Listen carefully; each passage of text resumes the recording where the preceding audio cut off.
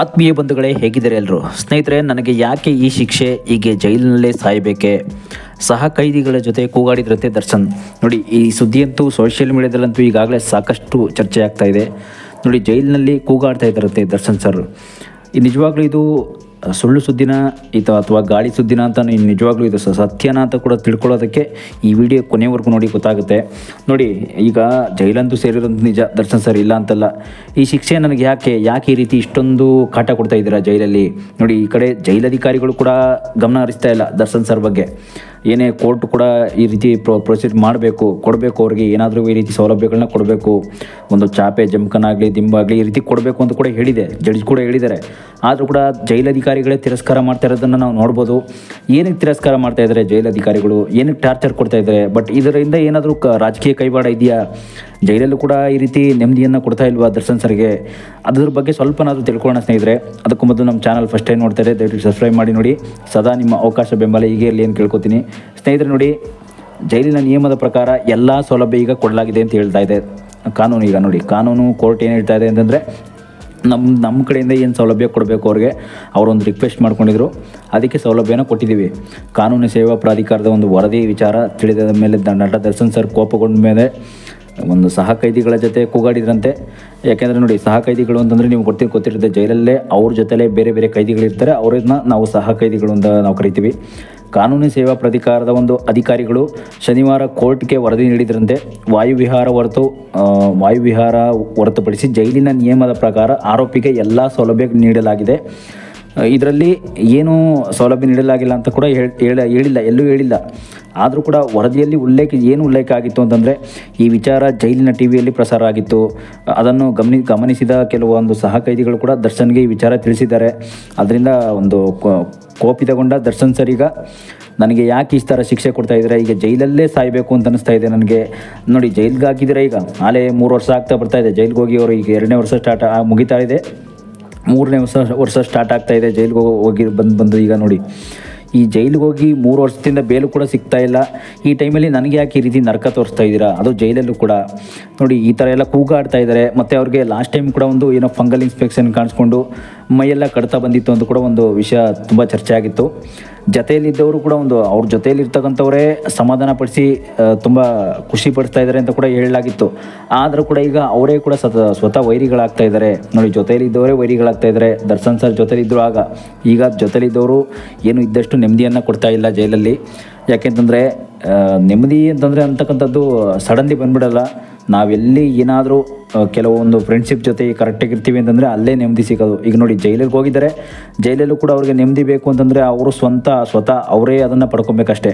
ಅದನ್ನು ಅಧಿಕಾರಿಗಳು ಏನು ಕೊಡಬೇಕು ಅದನ್ನು ಕಾನೂನಿನ ನಿಯಮ ಪ್ರಕಾರ ಕೊಡ್ತಾರೆ, ಇಲ್ಲ ಅಂತಲ್ಲ. ಕಾನೂನು ಏನು ಹೇಳುತ್ತೆ, ಕಾನೂನಿನ ಒಂದು ನಿಯಮಾವಳಿಯ ಪ್ರಕಾರ ಏನು ಪಾಲಿಸಬೇಕು, ಪೊಲೀಸ್ ಅಧಿಕಾರಿಗಳು ಕೂಡ ಅದನ್ನೇ ಕೊಡಲೇಬೇಕು. ಯಾಕೆಂತಂದರೆ ಪೊಲೀಸ್ ಅಧಿಕಾರಿಗಳು ಅದನ್ನು ತಿರಸ್ಕಾರ ಮಾಡಿದ್ರೆ ಅವ್ರಿಗೂ ಕೂಡ ಶಿಕ್ಷೆ ಆಗುತ್ತೆ.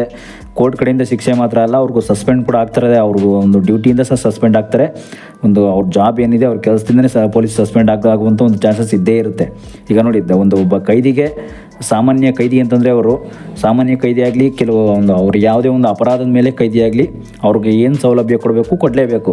ಅದ್ರ ವಿಷಯವಾಗಿ ಏನಾದರೂ ಕೊಡಲ್ಲ ಅಂತ ಏನಾದರೂ ಒಂದು ತಿರಸ್ಕಾರ ಮಾಡ್ತು ಅಂತಂದರೆ ಅದರಲ್ಲಂತೂ ವಿಷಯಗಳಂತೂ ತುಂಬ ಚರ್ಚೆ ಆಗುತ್ತೆ, ಮುಂದೆ ದೊಡ್ಡದಾಗಿ ಚರ್ಚೆ ಆಗಬೇಕಾಗುತ್ತೆ.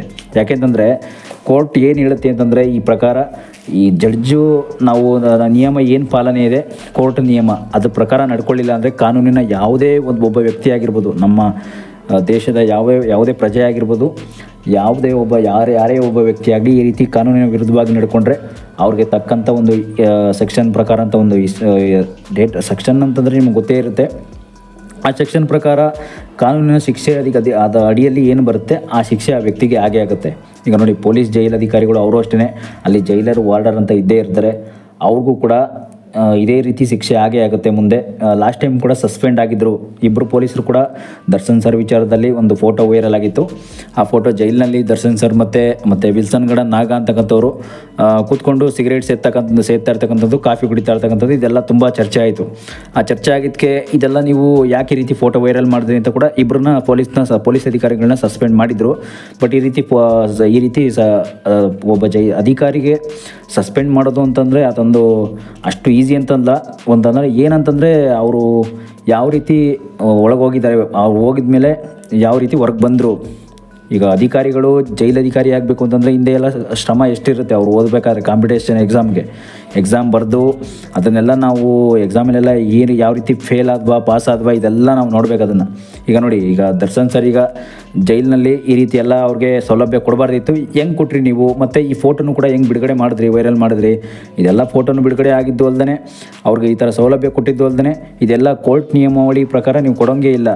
ಕೊಟ್ಟಿದ್ದು ಅಲ್ಲದೆ ಕೂಡ ಈ ಫೋಟೋನೆಲ್ಲ ವೈರಲ್ ಮಾಡಿದ್ದೀರಾ ಅಂತಂದಮೇಲೆ ಇದನ್ನೆಲ್ಲ ನೀವು ಕೊಟ್ಟ ಮೇಲೆ ನಿಮಗೆ ಶಿಕ್ಷೆ ಆಗಲೇಬೇಕು ಅಂತ ಕೂಡ ಅಲ್ಲಿ ಡ್ಯೂಟಿಯನ್ನು ಕೂಡ ಸಸ್ಪೆಂಡ್ ಮಾಡಿದರು.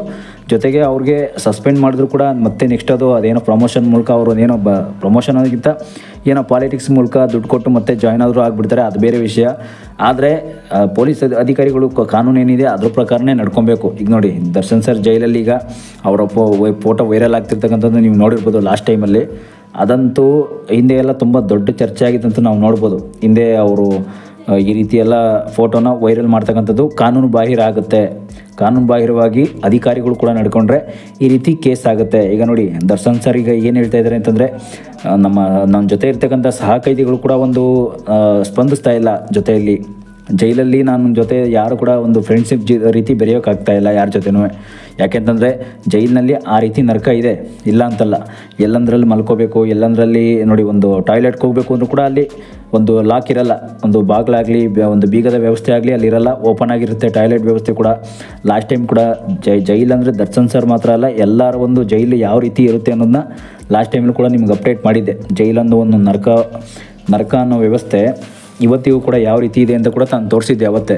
ಈಗ ನೋಡಿ, ಜೈಲಿನ ಒಂದು ಕಾಟಕ್ಕೆ ದರ್ಶನ್ ಸರ್ ಈಗ ಒಂದು ಬೇಸತ್ತು ತುಂಬ ನನಗೆ ಸಾಯಬೇಕು ಅನ್ನಿಸ್ತಾ ಇದೆ, ಜೈಲನ್ನಂತೂ ಇರೋಕ್ಕೆ ಆಗ್ತಾ ಇಲ್ಲ.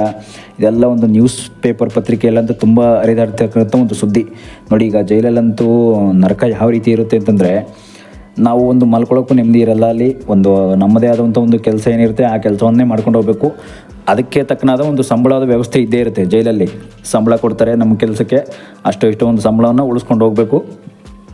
ಇಂಥ ದಿನ ರಜಾ ಅಂತ ಇರುತ್ತೆ ಆ ಕೆಲಸಕ್ಕೆ ರಜೆ ತೊಗೊಂಡು ಮತ್ತು ನಮ್ಮದೇ ಆದಂಥ ಒಂದು ಕೆಲಸದ ಜೊತೆಗೆ ಕೆಲಸವನ್ನು ಮಾಡ್ಕೊಂಡು ಮಾತ್ರ ಅಲ್ಲ, ಅಲ್ಲಿ ಇರ್ತಕ್ಕಂಥ ವ್ಯವಸ್ಥೆ ಏನಿದೆ ಅದನ್ನೇ ತೊಗೊಂಡು ಅದರಲ್ಲಿ ಅವ್ರು ಮಾಡಿರ್ತಕ್ಕಂಥ ಊಟನೇ ಮಾಡ್ಕೊಂಡು ಹೋಗಬೇಕಾಗತ್ತೆ. ನಮ್ಮದೇ ಆದ ಒಂದು ಹೊರಗಡೆ ಊಟ ಮಾಡ್ತೀವಿ ಅಂತಂದ್ರೂ ಕೂಡ ಅದು ಕೂಡ ತುಂಬ ಪರ್ಮಿಷನ್ ಎಲ್ಲ ತೊಗೊಂಡು ನಾವು ನಮ್ಮ ಸ್ವಂತ ಮನೆಯವರ ಒಂದು ಊಟವನ್ನು ಸ್ವೀಕರಿಸಬೇಕಾಗತ್ತೆ. ಆ ರೀತಿ ಎಲ್ಲ ವ್ಯವಸ್ಥೆ ಇದ್ದೇ ಇರುತ್ತೆ ಜೈಲಲ್ಲಿ. ಈಗಲೂ ಕೂಡ ದರ್ಶನ್ ಸರ್ಗೂ ಅದೇ ರೀತಿಯಾಗಿದೆ, ಅದೇ ರೀತಿ ಅನುಭವ ಆಗ್ತಾ ಇದೆ. ಯಾಕೆಂದರೆ ಈಗಲೂ ಕೂಡ ನೋಡಿ, ಅಲ್ಲಿನ ಒಂದು ಅವರು ಯಾವಾಗಲೂ ದಿನನಿತ್ಯ ಬಿರಿಯಾನಿ ತಿಂದಿದ್ದವರು ಇವತ್ತು ಒಂದು ಬೇಳೆ ಸಾಂಬಾರು ಅನ್ನ ಸಾಂಬಾರು ತಿನ್ನೋ ಒಂದು ಮಟ್ಟಕ್ಕೆ ಜೈಲಲ್ಲಿ ಈಗ ಅನುಭವಿಸ್ಬೇಕಾಗಿದೆ ಶಿಕ್ಷೆಯನ್ನು. ಇದೆಲ್ಲ ನಿಮಗೂ ಕೂಡ ಗೊತ್ತಿರ್ತಕ್ಕಂಥ ವಿಷಯನೇ.